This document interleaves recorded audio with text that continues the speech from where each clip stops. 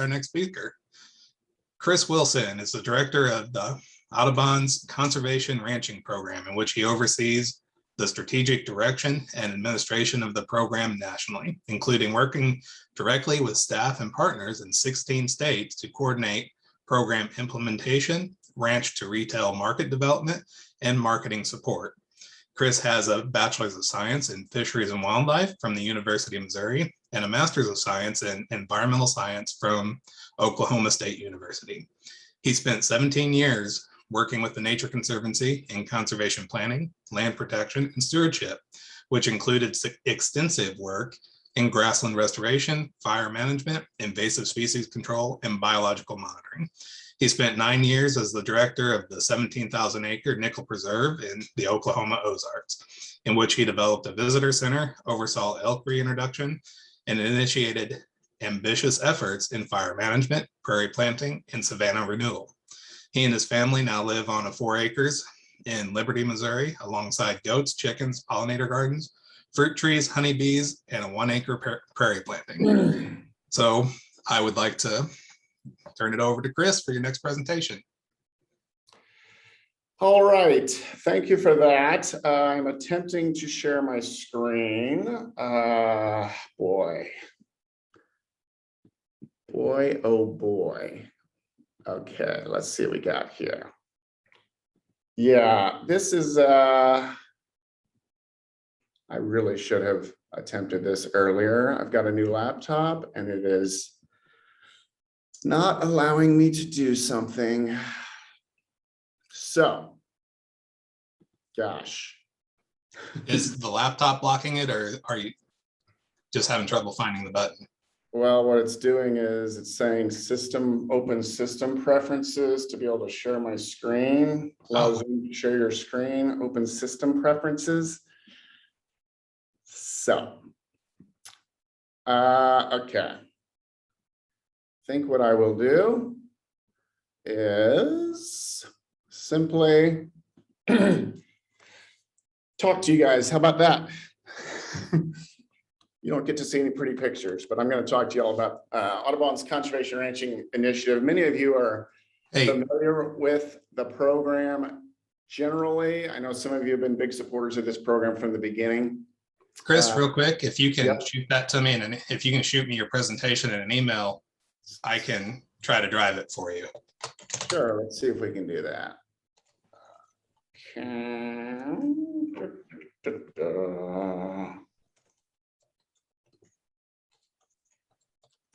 There, use the second one. I misspelled the first one.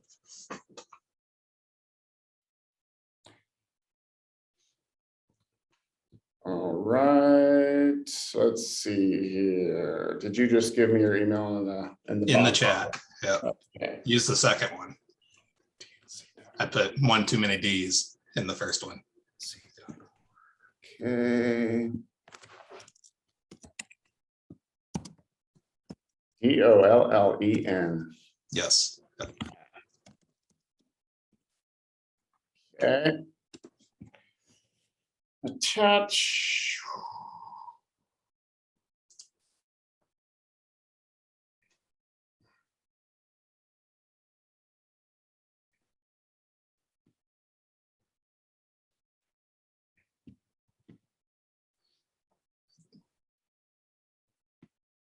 Once you hit send, go ahead and resume your talk and I'll pull it up when I get it.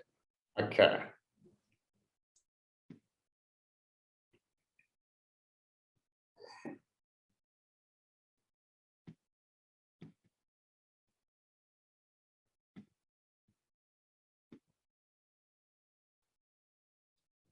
I'm sending you a PDF. Will that work? Yes, it will. Okay. All right, so while you're working on that, let me just give a little background on conservation ranching. So conservation ranching program has been around for, well, it's been in the works for quite some time, more than a decade. And I'm going to talk a little bit about the origins of the program, which actually started right here in Missouri. And with Max Alliger and MDC, and I've had some strong support in Missouri from the very beginning. Missouri River Bird Observatory, Dana and Ethan have been strong supporters of our program from the very beginning. And yeah, we started this whole thing as just a concept and an idea many years ago, incubated it in Missouri and a handful of other states. And then ultimately over the last 5 years, the program has really grown nationally and really become a thing from a standpoint of actual market-based conservation that is real. It takes a lot of time to develop programs like this that are new and innovative and trying to change the world in ways that are not so easy. You oftentimes have to go against the grain and everything you do to try to get through some of the conservation barriers that exist in the world. And that is definitely the case with this program. So, you know, I can probably skip over the part about bird decline because everybody in this audience knows grassland birds are among some of the most drastically declining, really they are the most drastically declining suite of bird species across the board.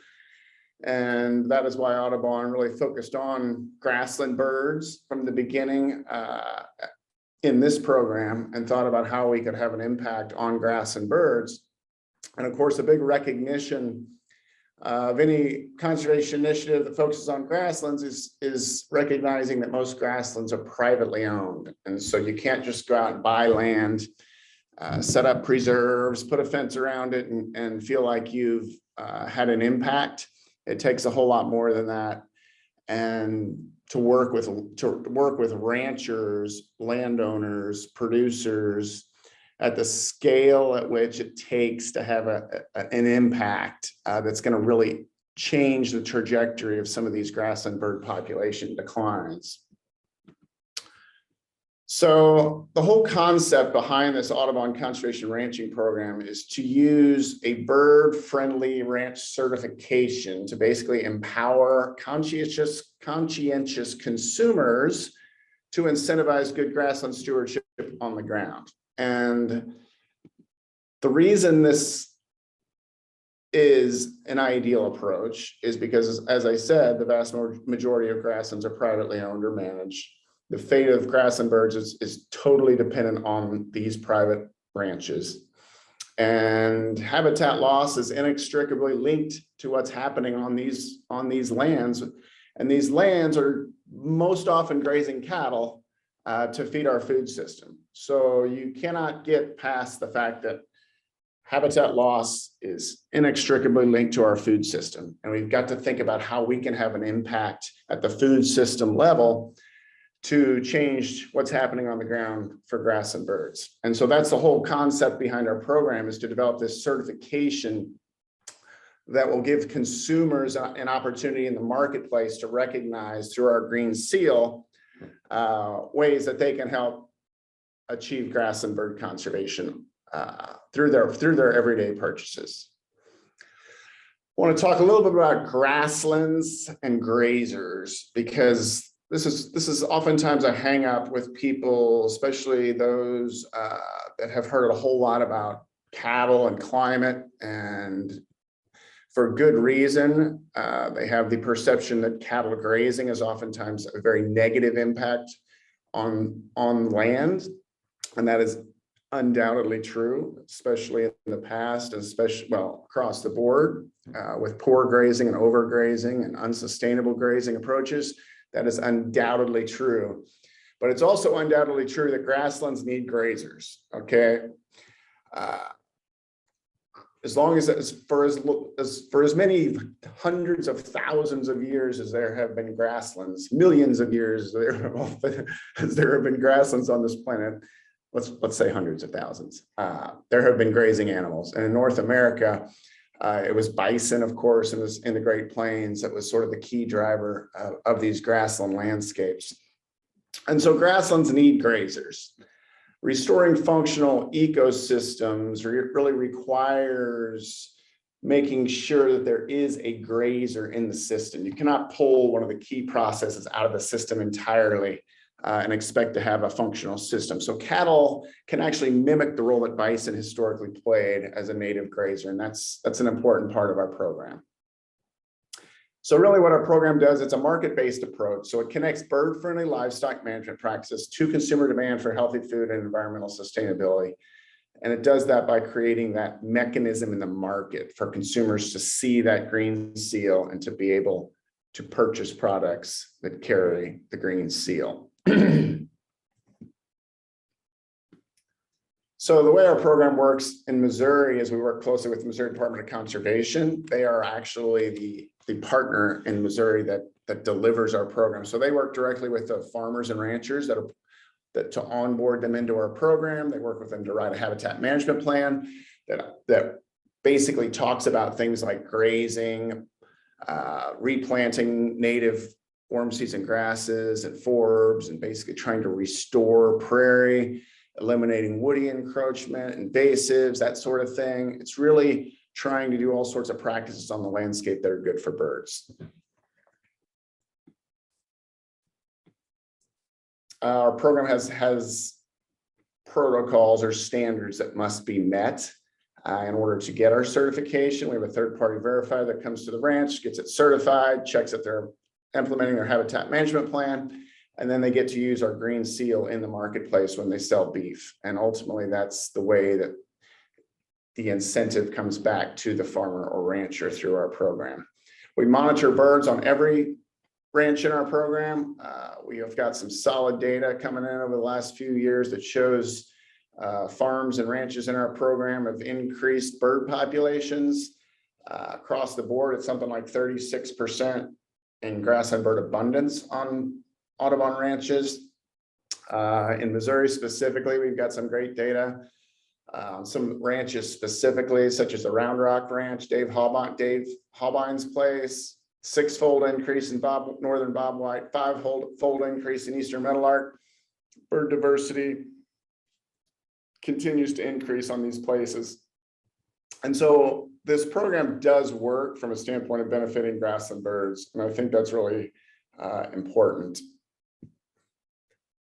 Talk a little bit about markets, because ultimately that's how you, the consumer, can help, you as an individual can help in this program, is through your potential purchases of beef.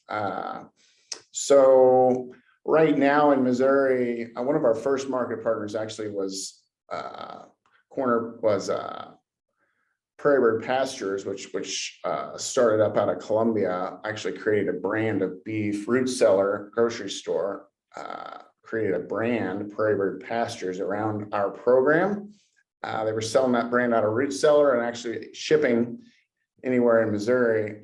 With the pandemic and with the supply chain challenges with processing and such, that kind of went into hiatus, and I believe it's still in hiatus. And I'm hoping they can rejuvenate once they have a way to process animals again and be able to reconnect their supply chain to people in Missouri, because Jake and Chelsea were delivering a fantastic product. And so I'm hopeful that we can go there again.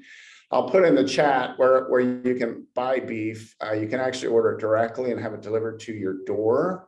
If you go to our Audubon Conservation Ranching homepage nationally, there's a whole list of retailers, some that ship nationally, that you can order from. There's a couple places. Cove Grass Farms in the St. Louis area sells out of Lake St. Louis Farmers Market. I believe they're still delivering anywhere in St. Louis. There's a little place between Kansas City and St. Louis called Stormy Acres Trading Company in Odessa. They actually sell bison from a certified ranch in Missouri right out of their freezer there in their little store.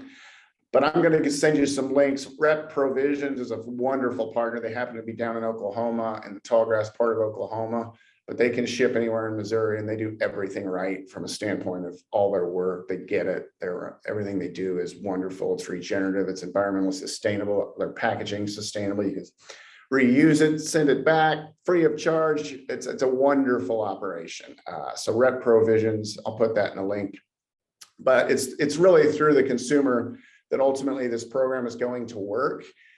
We have just added on a new national Audubon conservation ranching marketing person and a national communications person onto our staff. And so we're going to really be able to start to step up our ability to tell the story to consumers, to people, to say, hey, here's how you can support our program, and start to actually drive demand. Because what we're seeing is, as you drive demand, ultimately that means more demand for certified ranches, and that's more acres under bird friendly management. And ultimately that's what it's going to take to make the program successful. We've been wildly successful in recruiting ranches across 15 states now. We're up to 140 participating ranches in 15 states. 3.6 million acres is now encompassed in ranches that are part of our program.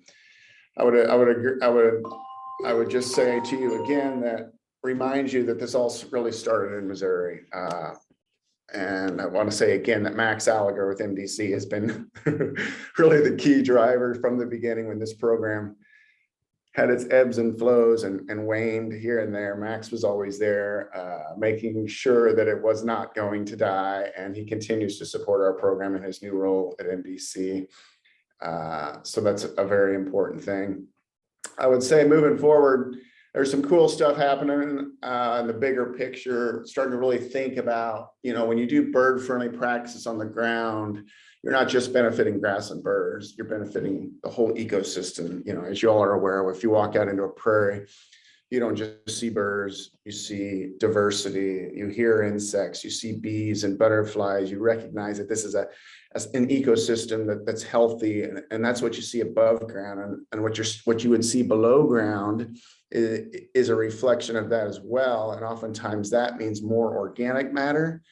It means more carbon, which is significant as we think about climate solutions. This whole concept of carbon and how we can put more carbon into the soil. This whole idea of regenerative grazing as a natural climate solution is a really important concept, because it's basically the type of grazing that our ranchers do. They're rotating animals around, they're moving animals. And when you're managing sustainably in a way that is good for birds and good for soil health, you're probably putting carbon into the soil. And so there's possibilities for our ranchers to tap into carbon markets. Even in addition to that, there's the climate adaptation part of this whole thing. When you're managing land better, you're making that land more resilient to some of the severe weather events that happen as a result of climate change, specifically things like drought. So we're starting to look at the big picture, the whole natural climate solution thing as part of our program, as a way to potentially give ranchers yet another level of incentives, potentially through other markets. So I'm going to stop there. Let's see what we got here. If there's any questions, I will be happy to answer the questions. And I apologize profusely for my new computer and being technologically clueless. So.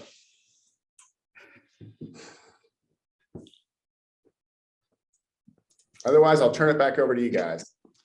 Thank you. You did very well for technical issues, and I apologize that I wasn't able to get the PowerPoint up earlier. However, I think we got through it and it's recorded.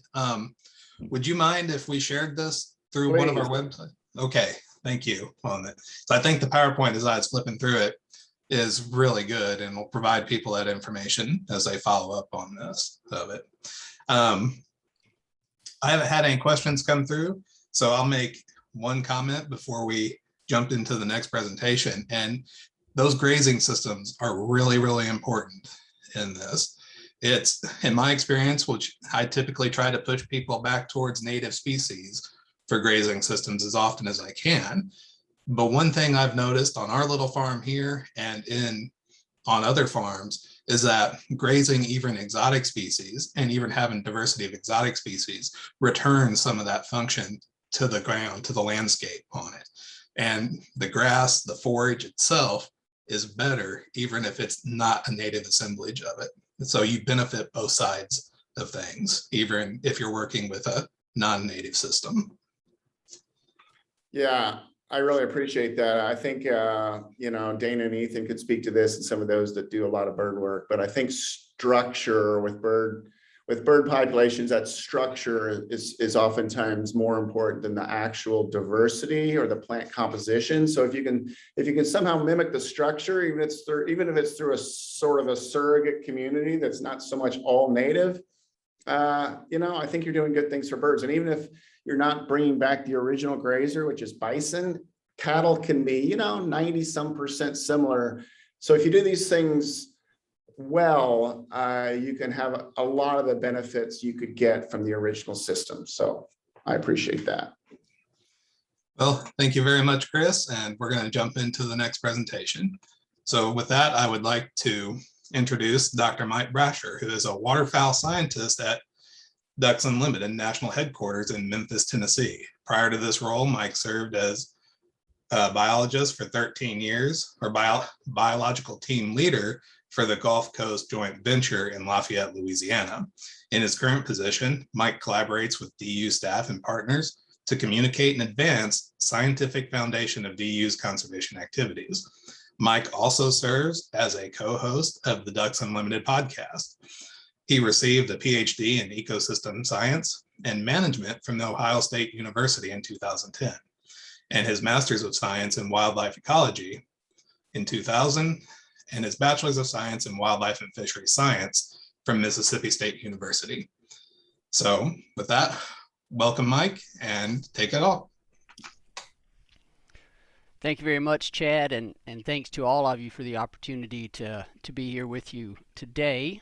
And let me do the first thing here, try to overcome the first technical hurdle. See if I can share.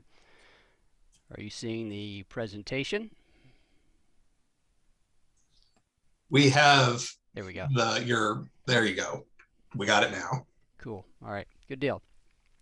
So yeah, today is an opportunity here for me to talk about waterfowl as an example of an avian conservation success story, and it's always something exciting to do to talk about some of the successes that we've had. To get started, I have to acknowledge the numerous authors, and it's even beyond the people that you see here on this publication, that have really inspired some of what you will see today. And of course, the list of who all has been responsible for the success of waterfowl conservation and waterfowl population recoveries through the years is immense.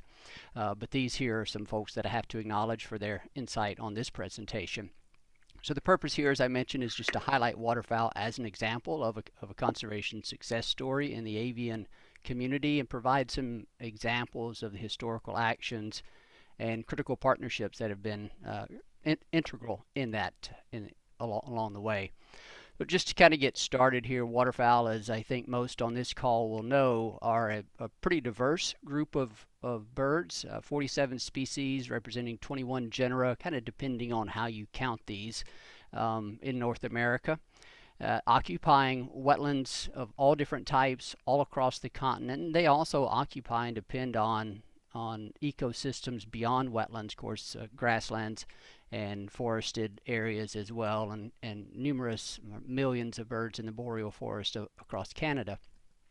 There are strong social and economic connections to this resource, not the least of which would be the millions of individuals that have pursued these through hunting over the years, and they are a big part of the support behind this resource. But when we go all the way back, and hunters, of course, played a key role in some of these legislative actions that we saw in the early 20th century, there are a number of these that have been very crucial in getting us to where we are today. And these play a role not only for waterfowl, but for migratory birds in general. When you look across these different pieces of legislation and important funding mechanisms, you can tally up somewhere north of $11 billion that have affecting probably over 10 million acres protected at this time, and then the management of over 40 million acres across, I think this would just be, these numbers here would relate to the U.S. Along the way, in the 1930s, largely in response to the drought that gripped much of the Great Plains of the U.S. and Canada, several key non-governmental organizations, nonprofit conservation organizations, were formed with a primary mission of helping to recover waterfowl populations. And of course, the efforts that were put in place by those groups the habitat restoration and conservation has also benefited many other wildlife species along the way. When we also talk about waterfowl management, waterfowl conservation in North America, we cannot leave out reference to regulated harvest and the co-management of that harvest by the U.S. Fish and Wildlife Service, as well as the states across the entire country through the Flyway Council system. That has been one of the most significant developments along the way in really galvanizing that shared responsibility and shared partnership around this resource, and that continues to be the case today. Those efforts, the Flyway system, the Flyway Council system, as well as just the sheer interest in this resource and the need for reliable data to make informed harvest regulation decisions, was in many ways largely responsible for the early data collection programs that were put in place to help us get a handle on what was the population status of waterfowl, how harvest affects those populations, and that data has allowed us to understand many things about population dynamics of waterfowl and their reliance on different types of habitats and how they respond to changes in those habitats. That continues to be the case, and then we layer on that additional foundational science about pretty much every aspect of the ecology of these species, as some of my partners and coworkers have remarked on occasion. Using mallard as an example of the most abundant and most well-studied species of waterfowl in North America, we know more about the mallard than some countries know about their own people, and that's probably a true statement in many regards, and it just is a testament to the investments decade after decade and that continue to be made in understanding what these birds need, what's driving their populations, and how we can help them. However, it's not always been rosy. We've gone through peaks and valleys in terms of population abundance. In the mid-1980s was a crucial point, another one of these crucial points where we saw some widespread declines, largely driven by some severe drought in the 80s. And that provided the impetus for the development of the North American Waterfowl Management Plan, which was a non-regulatory initiative eventually signed by all three countries in North America. That really is the galvanizing force, continues to be that galvanizing force for a common goal, what it is we are trying to achieve. One of the key outcomes of that North American Waterfowl Management Plan is the network of migratory bird joint ventures. The success that those joint ventures were having early on in terms of bringing diverse partners together for the benefit of waterfowl led to the expansion of that vision within the joint venture network to really cover all species of birds in North America, and it continues to be highly successful in that regard. Another key funding mechanism coming out of the North American Waterfowl Management Plan was the North American Wetlands Conservation Act. It has been incredibly successful, delivering over $1.5 billion and nearly $5 billion in match to affect a lot of acres. But we've, along the way, our thinking and our approach to waterfowl conservation and habitat conservation has changed. Some of the early years we tried to achieve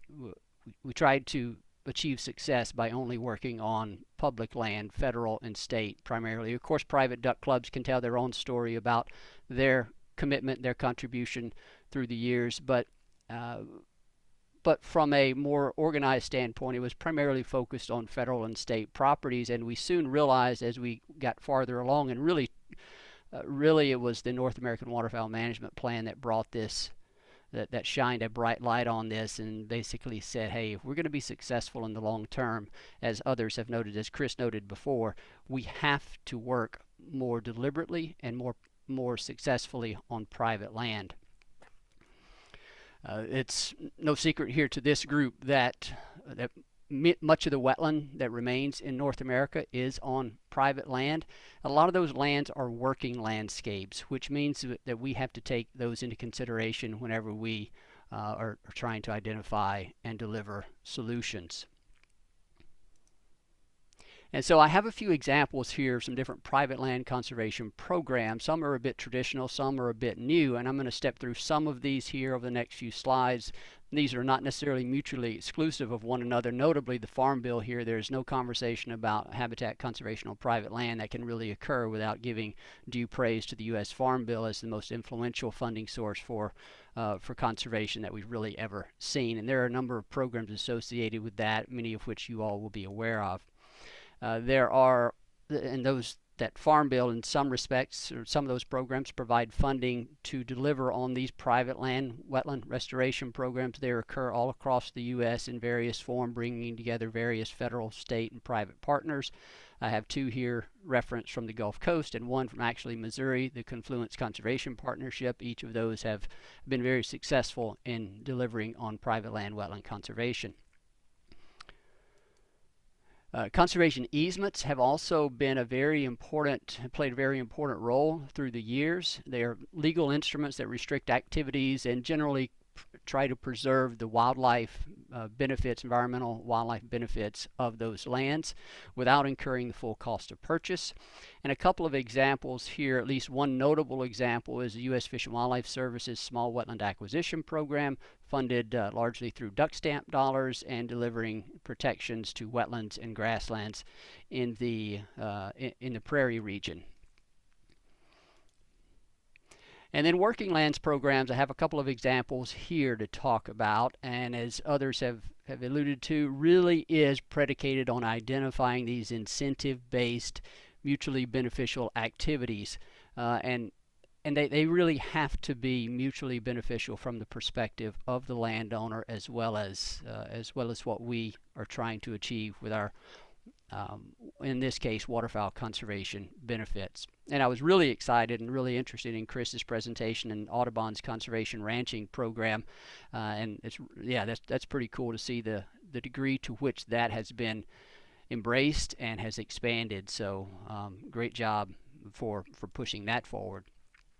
Ducks Unlimited Canada, our neighbor to the north, is taking some steps forward in trying to deliver on some more waterfowl-friendly ranching programs. They're perhaps taking a few different approaches, but one of which is providing landowners with discounts on forage seed for converting marginally productive cultivated land back to pasture. These typically are in the form of 10-year agreements, and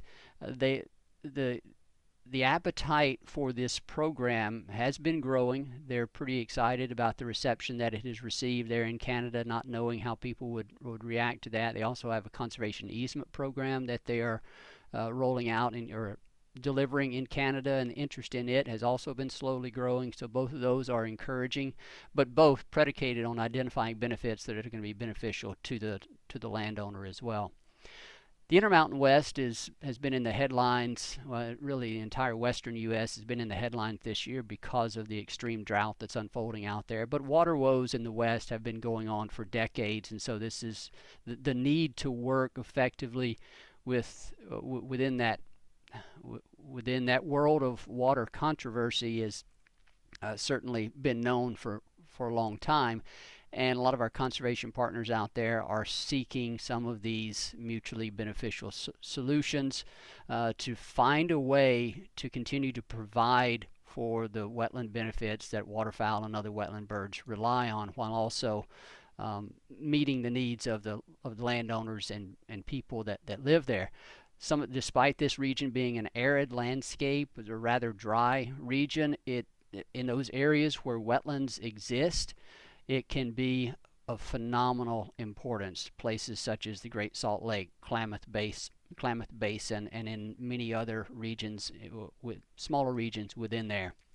So numerous programs have been developed and are being developed to try to navigate that difficult situation of where water is such a precious resource and it is needed for so many things. And a lot of the programs that are going on out there related to increasing the efficiency of irrigation water usage, trying to deliver some conservation easements as well, forage enhancement, all of these things in a package to keep grass on the landscape, keep wetlands on the landscape, working within the limitations of the water resources out there, and then ultimately, keep ranchers ranching, because when we work together with them, we can deliver those mutually beneficial results. Waterfowl populations have been one of the bright spots within the 3 billion bird report.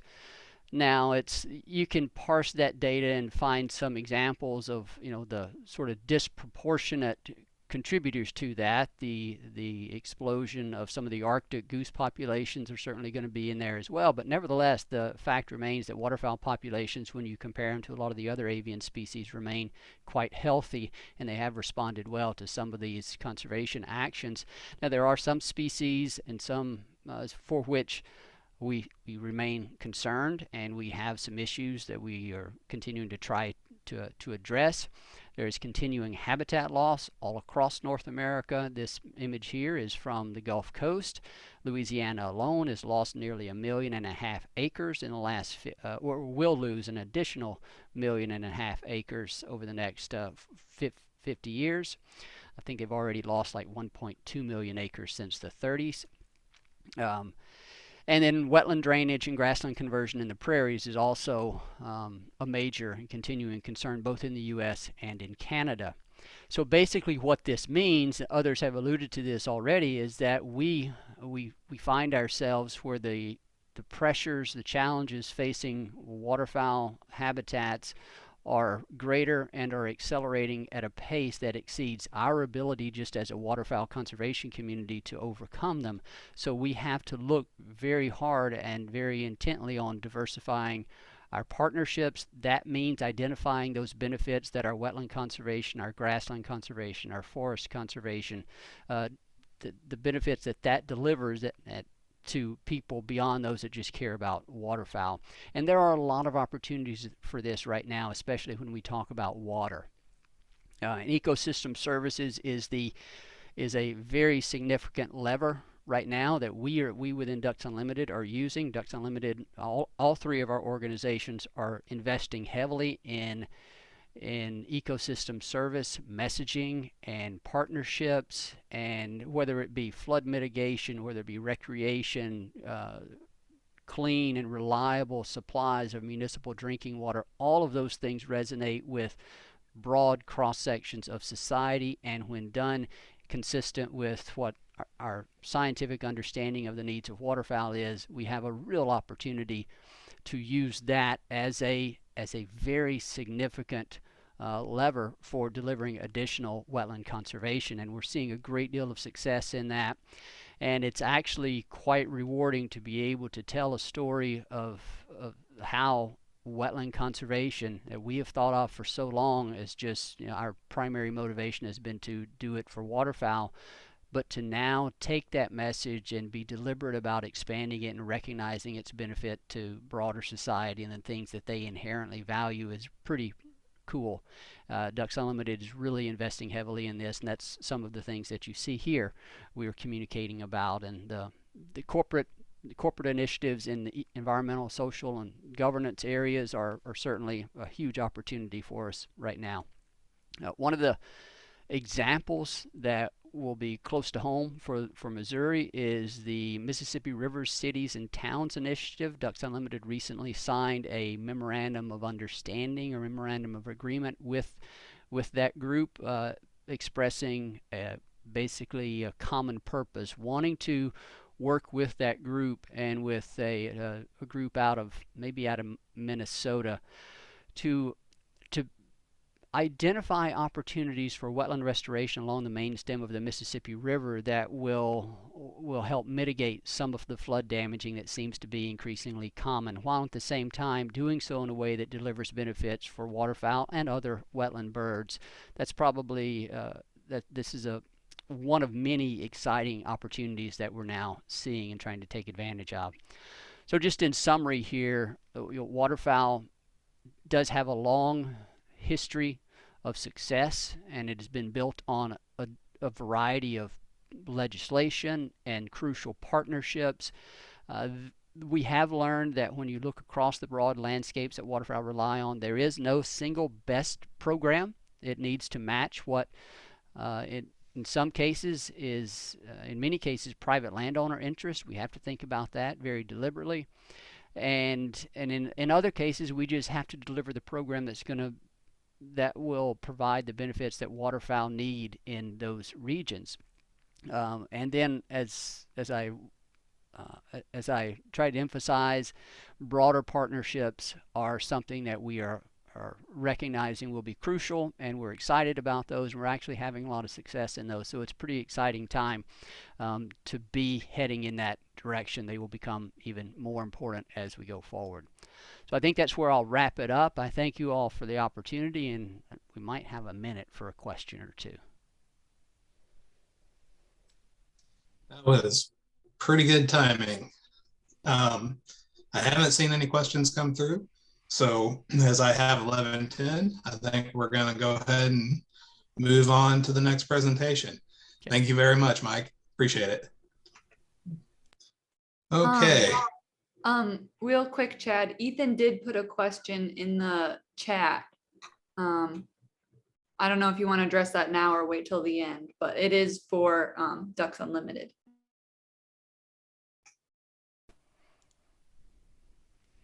I think we'll try to make sure we stay on time with presentations and come back right at the end. If any of the presenters want to hang out just a little past 11:30, we'll ask them then.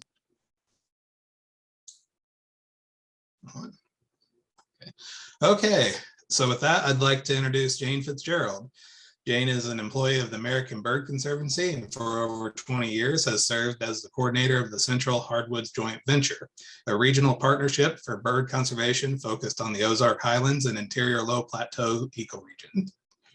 Prior to her work with the joint venture, Jane was the Midwest coordinator for Partners in Flight, an international land bird conservation initiative. She now lives on a hill near Branson with her husband and collie dog, and currently has 126 species of birds on her yard list. Welcome, Jane. Thank you. Okay, I'll see if I can get mine going here too. Can y'all see that? Hello? Hi, there's a button to swap. There should be a button at the top to swap your displays when you had that up. A button at the top. Yeah, so we had your presenter view shared with us. So if you go back to the slideshow. Okay. Yeah.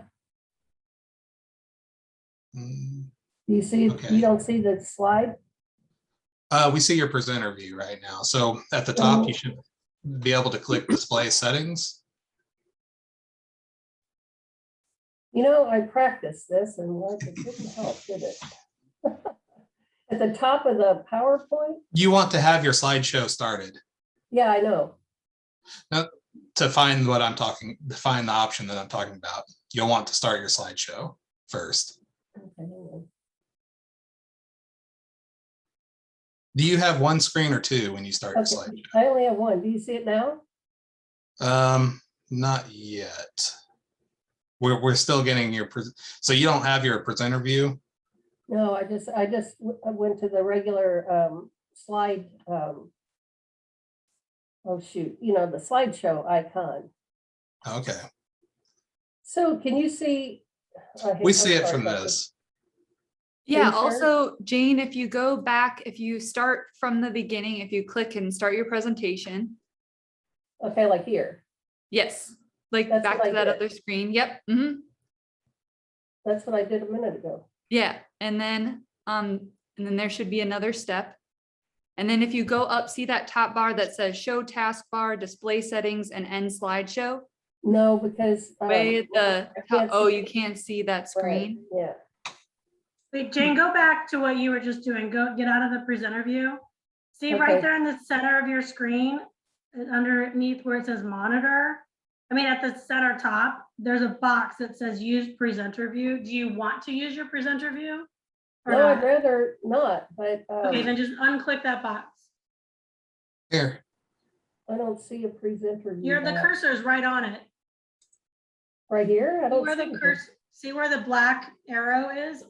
You don't? Here, Jane, I think you should have a Okay. prompt. Okay.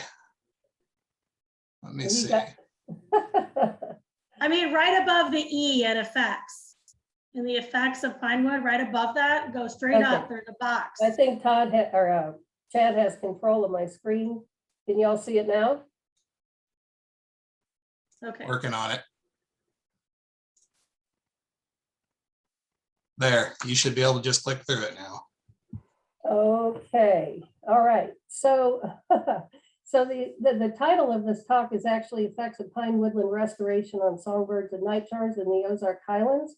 But I put a different title in the agenda related to improving or increasing carrying capacity. And the reason I did that is because when I realized that part of the theme of this conference was what kinds of things cause bird declines, certainly loss of habitat or loss of carrying capacity can cause bird declines, but that's not always the case. Sometimes it's a lack of reproductive success, which could be the weather, like, cold, wet springs on turkey or quail populations, or, the effects of DDT metabolites and bald eagles causing their eggs to crack and they didn't produce any offspring, or it can be issues with survivorship, over harvest or collisions with windows or hurricanes or things like that. So that's the reason for the two different titles. But and then the other thing I need to say is that this is not my research, and Frank and Tom Bono both were asked to give this talk, but like Kara, they have been out in the field catching brown-headed nuthatches in Arkansas to transport up to Missouri to the area where this project I'm going to talk about occurred. So with that, so I think probably most of you guys know Frank Thompson. He's a research scientist with Forest Service Research in Columbia. Tom was one of his students and is now a associate research professor there and a statistical wizard. So he did a lot of the analysis of these data I'm going to show you along with Tom. And Melissa Roach is the graduate student whose thesis research this project was. So here's a presentation outline. We're going to talk about what is pine woodland restoration, how does it affect Missouri songbirds, how does it affect Nychars in Missouri, and I'm assuming at some point in the last day or so, y'all have talked about issues with aerial insectivores and the massive declines that are going on with those taxa. So we have some good news on that front here in Missouri. So woodland and savanna occur at a small fraction to the historic levels, but they were once very widespread across Missouri, from prairie savanna systems in the prairie regions to open oak and closed oak woodlands in the Ozarks, and then these shortleaf pine and pine oak woodlands in certain places in the Ozarks. So this is a project that has been working to restore pine oak woodlands at large landscape scales in the southeastern Missouri Ozarks. And it was funded in part by the Forest Service Collaborative Forest Landscape Restoration Program, which is a large pot of money that National Forest can compete for to do restoration work. And a lot of it is targeted to forest out west to help reduce the risk of catastrophic wildfires. But the Mark Twain was awarded this funding, I think in 2012, and it was something like over about $1 million a year. And then the forest matches that. And then there's other partners in the same landscape like NBC and TNC and Pioneer Forest that also do complementary sorts of work. So that's sort of the context. So woodland restoration is pretty much, there's two main components. One is tree thinning to remove the mid-story trees and kind of open the canopy, and then frequent prescribed fire to stimulate the ground cover, that grass and shrub cover on the ground, and prevent the mid-story from getting too thick again. So since 2012, on the Mark Twain, there has been, as a result of the CFLRP, there's been over 150,000 acres of prescribed fire, about 24,000 acres of commercial timber harvest, which is good for the economy down there. Additional 36,000 acres of other kinds of silvicultural treatments, and then about 60,000 acres that have received both the silvicultural treatments and at least 2 prescribed birds. And so they're considered structurally restored, although this work is ongoing and the habitat should get better and better. So songbirds. So Melissa and her other folks that were helping her in the field surveyed bird abundance at 350 points for 3 years. So each of those points was surveyed for 3 years on the Mark Twain National Forest and on the Ouachita National Forest. So the Ouachita National Forest and the Ozark St. Francis and the Mark Twain all got the CFLRP funding. And there's actually an interior highland shortleaf pine initiative. And so there was monitoring going on down here on the Ouachita as well as up here. So they could look at bird response in both systems. They're a little bit different. Let's see. So, and then they monitored nest success, and they found 462 nests in Missouri, which is a lot. And then they used hierarchical models to relate densities and nest success to vegetation structure and management while accounting for detectability. And I'll just like summarize that and say this is very state-of-the-art modeling, and it's very impressive, even though I couldn't begin to explain it to you in any sort of detail.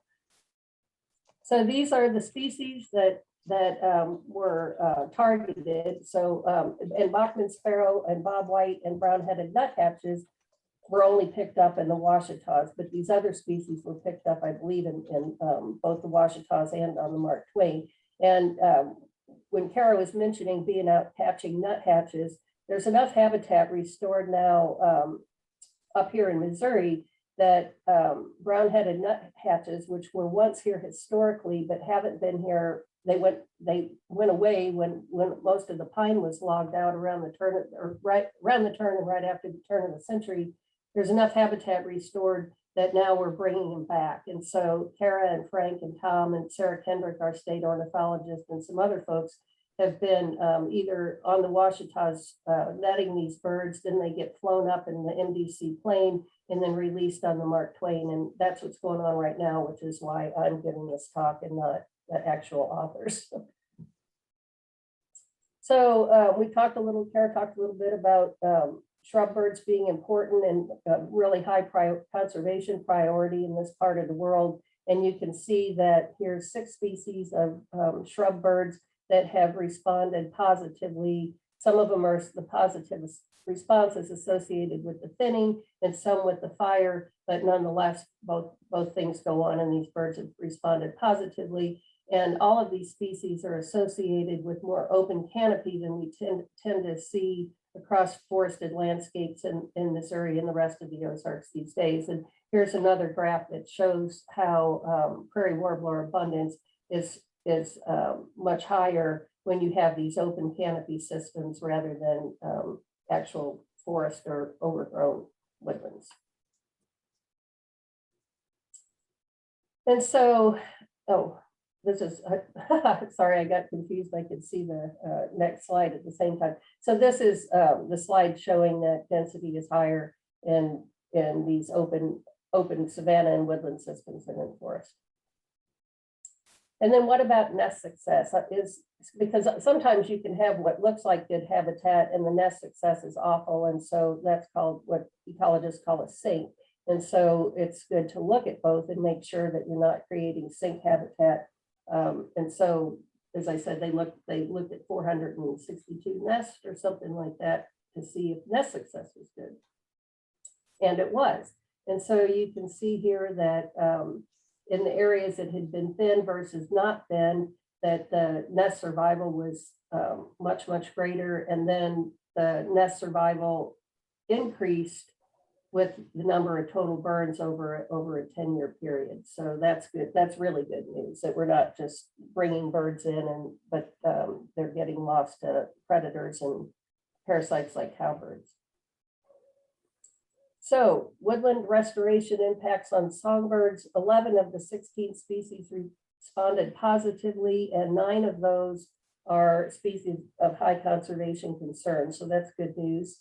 There were positive relationships both with abundance and nesting success, more good news. And so this restoration work is providing good quality habitat for these species we're concerned about.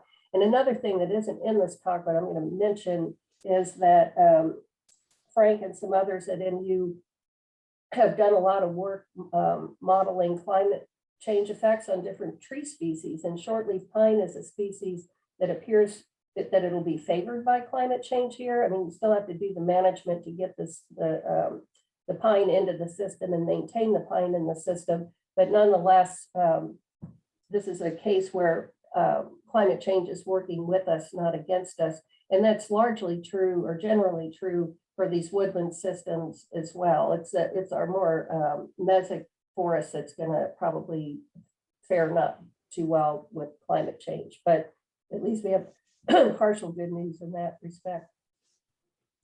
And so Nychars, these aerial insectivores, let's see what they do in response to all this thinning and burning and restoration work. So there's two species of Nychars that breed in this part of Missouri, Chuckwill's widow and eastern whippoorwill.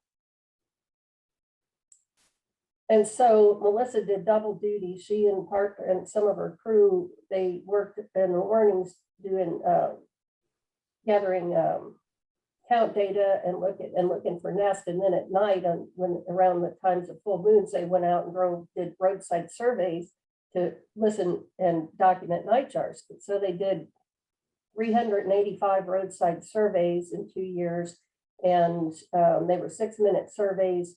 They recorded the number of each species that they heard during each 1-minute interval of the 6-minute count, and that's important for statistics buffs. In terms of if you want density, you have to account for detectability, and that's a way to do it. And then they fit Bayesian and time removal models, again, very state-of-the-art, high-level statistical approaches to relate abundance to management and vegetation characteristics. So here's a map of the routes, and these are the CFLRP project areas. This one is in the Poplar Bluff Ranger District, and this one is in the 11-Point Ranger District. And so you can see that they did surveys within the two project areas as well as outside of the two project areas. And this is the part of Missouri that we're talking about here. So they detected at least one Nychar at I think that's about 70% of the points. So we have fairly good populations of Nychars still here in the Ozarks. And they had quite a few more whippoorwills and Chuckwill's widows, but pretty good numbers of both species. And both species had greater abundance at lower hardwood basal areas. So when you thin and burn and open things up, these two species like that.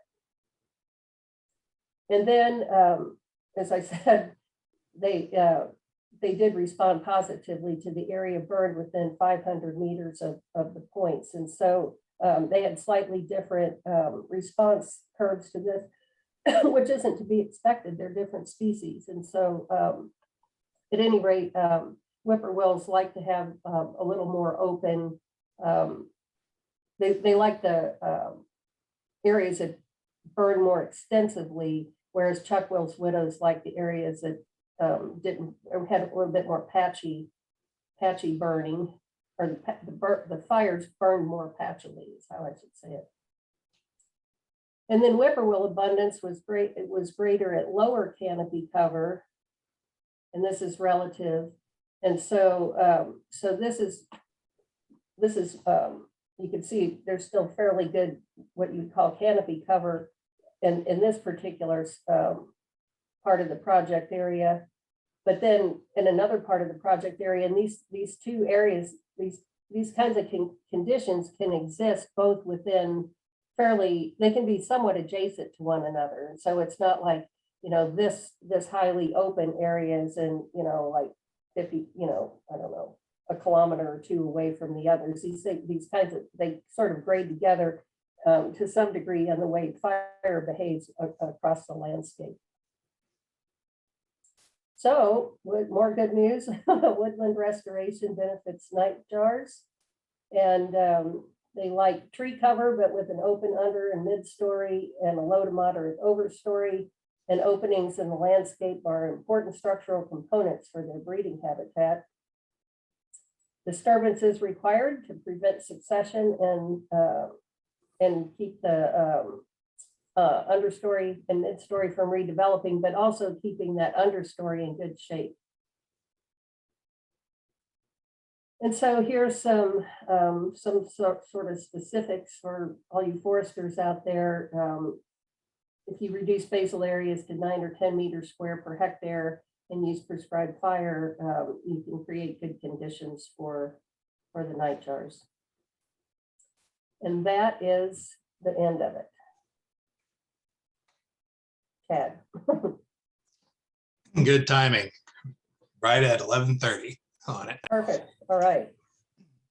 So that is the end of our morning sessions. I haven't had any more questions come through. You're still, we have 2 of our presenters still on. If they're willing to hang out and somebody did have a question, I would ask that now, but everybody's free to go to lunch. We will resume at 12:30 with small scale, with 3 more presenters on small scale activities that can be done to benefit bird populations. And then we'll have a panelist session in later following that on it.